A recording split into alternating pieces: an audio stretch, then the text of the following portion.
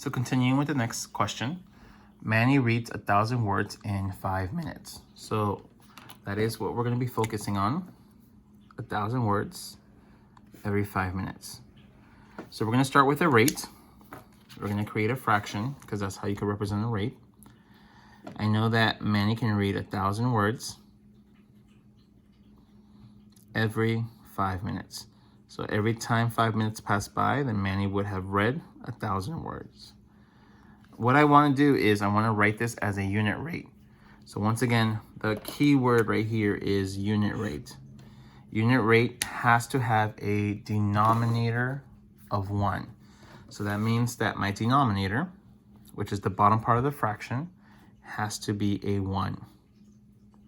And since the category is minute is on the bottom, make sure that minute stays on the bottom for the other fraction. Now what you want to think about is I need to make the 5 become a 1. What can you do to make the 5 become a 1?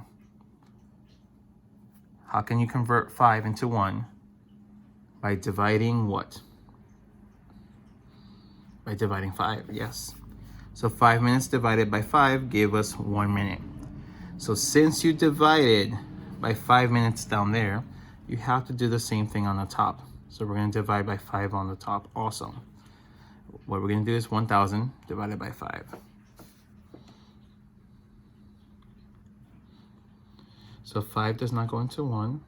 5 goes into 10 2 times. You lower the 0. 5 goes into 0 0 times. Lower the 0. 5 goes into 0 0 times. And then you terminate there. So the answer is going to be 200.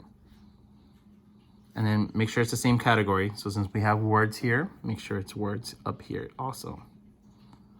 So that means that if Manny can read 1,000 words in 5 minutes, that means that in 1 minute, he can read 200 words. And that would be your answer.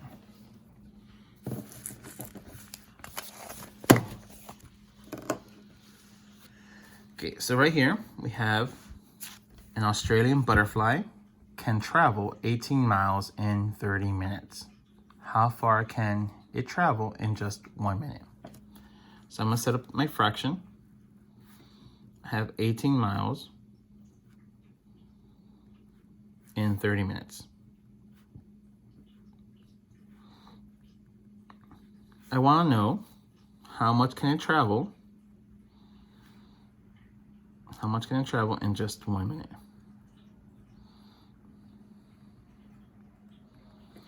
So you're gonna ask yourself again, I have 30 and I want the 30 to become a 1. So what can you do to make the 30 become a 1? You're probably thinking, oh, I have to divide by 30, which is correct. You can divide by 30.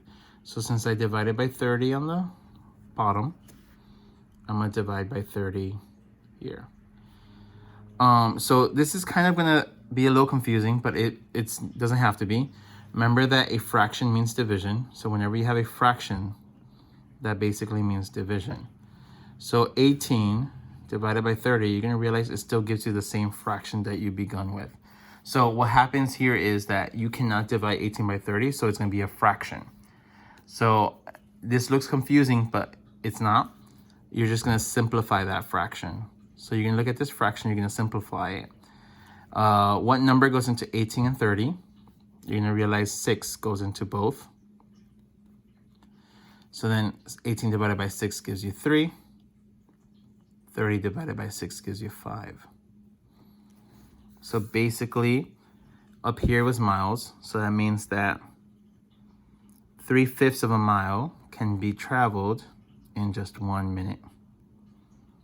I know it looks weird to have a fraction side of a fraction, but you'll learn more about this in 7th grade. This is called a complex fraction. But basically it means that the Australian butterfly can travel 3/5 of a mile, that's less than a mile, in 1 minute, which is actually pretty impressive. It's a lot, actually. 3/5 of a mile in just 1 minute is pretty impressive.